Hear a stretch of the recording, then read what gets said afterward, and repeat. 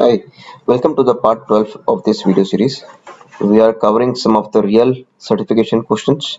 It is important to focus on the story or the use case explained in each question. Understand the concepts explained for weeding out the wrong options. So the weeding technique is the key. I have not seen any other video series or any training programs which are teaching you these weeding techniques. So this is something special to this channel.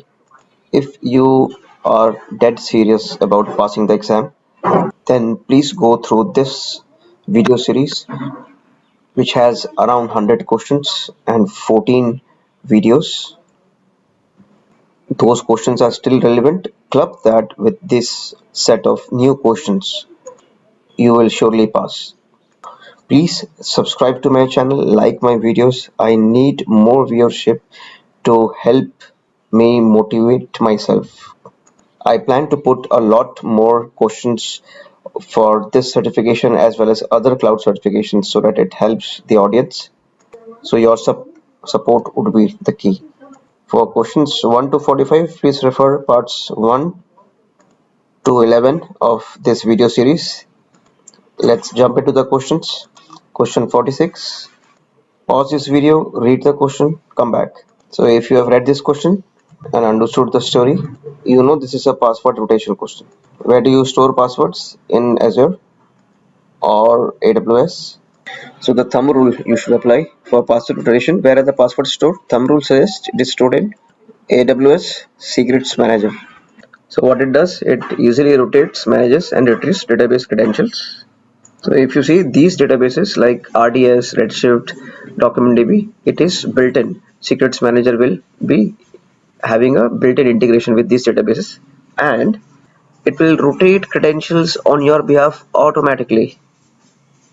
So this is what we need in this question. It will rotate the credentials on your behalf automatically.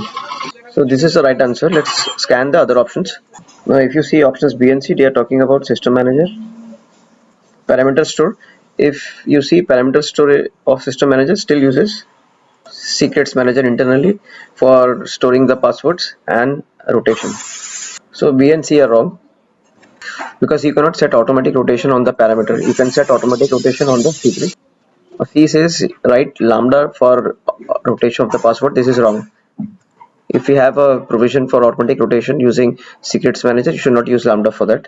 KMS is used for managing the encryption keys and not for passwords. So KMS is a misfit here. So we get our final answer as option A. So question 47. So you may pause the video here, understand the story. So what is the story? It's about two VPCs talking to each other. Rest all data in the question, like 500 GB US West region, all crap. Don't focus on that, okay? So if you apply the KISS technique, you will have to just focus on the key story, that is two VPCs talking to each other. The question is asking the most cost-effective way. So our thumb rule, time to apply the thumb rule. The most cost-effective is VPC peering. Do I see VPC pairing any of the options? Yes, I see it in option C. C is my answer. Okay, now the remaining ones you may straight away skip this in the exam. So let me start with D first. D talks about direct connection. Direct connection is very expensive. See why is site-to-site VPN used? Because from remote you cannot access the VPC. That's why it's not used for communication between two VPCs. It is used to communicate from remote to the VPC. So B is wrong. See, the transit gateway is used to connect the VPCs with your on-premises networks through central hub. That is the purpose. It is not used to connect two VPCs. So A is wrong. We got our final answer, but let's focus on the concepts first. So if you have a use case for VPC to VPC communication, use VPC pairing. If you have a use case for remote to VPC communication, what will you use? Think about it. We just covered. What will you use? We will use site-to-site VPN. If you have on-premises to VPC communication, you will use what? Think about it. AWS Transit Gateway. What is the most important benefit of VPC pairing is it never goes down. There is no single point of failure. Hence, it is very good for transferring 500 GB of data because it never goes down. There is no single point of failure. So the transfer would be smooth. So if we applied the KISS technique, which is keep it simple and stupid, we understood the story. Now let's look at question 48. You may pause the video here and read it carefully. So what is a story? So the story goes this way. You are on premises, Blue is on premises, you have a storage, your storage is getting full, you now have to move to AWS. Okay. Now when you do that, you want to keep your bandwidth costs low. Low bandwidth cost is always important.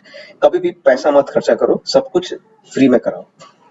And the solution must enable rapid and cost-free data retrieval. This is what we need.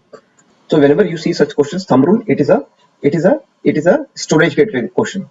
Whenever you see on-prem and cloud and moving from there or blah blah blah, it's a storage gateway question. So we will apply the KISS technique, that is keep it simple and stupid, and we will look for storage gateway. So we have B, we have storage gateway, C has storage gateway, and D also has storage gateway. So we will rule out A for now. So A is wrong, we know for sure. We will not even go into why it is wrong, etc. One reason I'll say why it is wrong. Here you are seeing cost-free data retrieval. If you are going for enable expedited retrieval, expedited retrieval is never cost-free. Okay, so A is wrong. Option B. So what is option B suggesting is you use storage gateway. So this is storage gateway, and what you do is move the data to S3. So this storage here on AWS is a S3 file system, which is perfect. And it also says retain copies of frequently accessed data locally. So it will store here whatever data is very frequently accessed. It will store here. Why? Because it will help address this. Bandwidth cost will be as low as possible.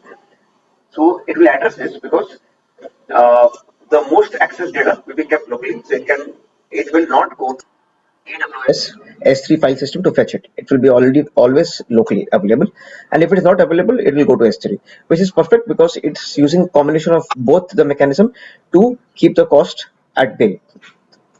So B looks to be the right answer, but let's look at C and D. What C is saying is, and the reason C is wrong is, what it is telling you to do is, it is telling that you will store the data locally, which is grossly wrong here because you are already falling short of storage limit. Why will you again store the data locally? And it is saying storage gateway will asynchronously back up the snapshots of data to S3. So the entire data will be stored here. Only the backup of this data will be done asynchronously in S3. See, you are already running short of space in here. This solution won't work because it is not addressing the problem. So C is wrong. Now, what is the problem with D? D is also doing something similar. If you see here, it is using gateway to store data locally, which is grossly wrong. The second thing that it is doing, which is absolutely against the concept explained in this use case, is it is using direct connect. We are already trying to keep the cost low. Direct connect is a very expensive solution. It is like Mercedes-Benz. In terms of network connection, it is Mercedes-Benz. So in terms of network, this is a very costly option, direct connect. And D, after setting up the direct connect, D is doing the same thing that C is doing. So C was wrong because it is storing the data locally and only taking asynchronous snapshots. So if your use case says the data center has reached storage limit, you cannot use this. So D is also wrong. So B is the right answer. Hey, we just covered few more questions, few more concepts. I hope you liked it. Please subscribe to my channel. I hope you are focusing on the concepts and understanding the weeding techniques. This will help you with surety of passing. This brings us to the end of part 12. See you in the next part.